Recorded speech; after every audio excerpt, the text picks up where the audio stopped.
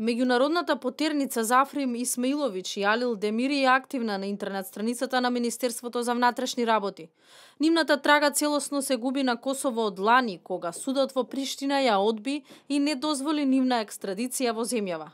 Се бараат за грозоморното убиство на Смилковското езеро, стои до нивната слика. Демири Исмаилович ја одлежаа 2,5 годишната затворска казна во Косово за нелегално поседување на оружје и сега се на слобода.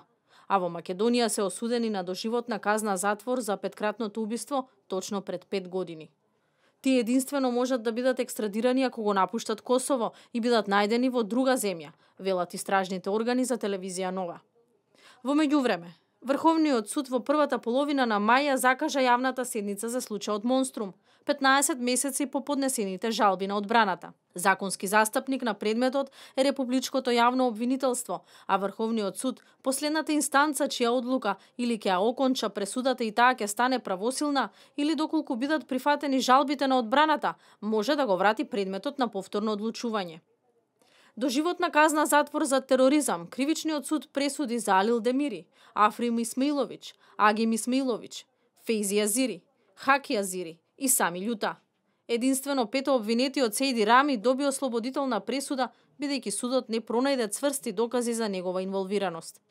Според обвинителството, мотивот за свирепото убиство е предизвикување чувство на страф и несигурност кај македонското население. Обвинението остана со многу енен лица. Семејствата на жртвите, 4 матуранти од Радишани и рибарот од Срешево, бараат од државата да ги открие вистинските нарачатели. За овој случај, лидерот на СДСМ Зоран Заев најавуваше објавување на телефонски снимки, но тоа не се случи. Снимките тој ги предаде ке специјалното обвинителство, но тие до ден денешен се уште не го побарале предметот во нивна надлежност. Случајот Монструм стана и политичко прашање. Тој е еден од судските предмети наведени во така наречената албанска платформа, за кој се бара, како што велат, целосно расчистување преку анкетна комисија или меѓународен независен орган. Цветан Чоацевски, Кире Тричковски, Александар Накевски, Филип Славковски и Борче Стевковски беа убиени со вкупно 21 истрел од автоматски пушки и пиштол на 12 април 2012 година, Велики четврток, додека ловеа риба кај Смилковското езеро.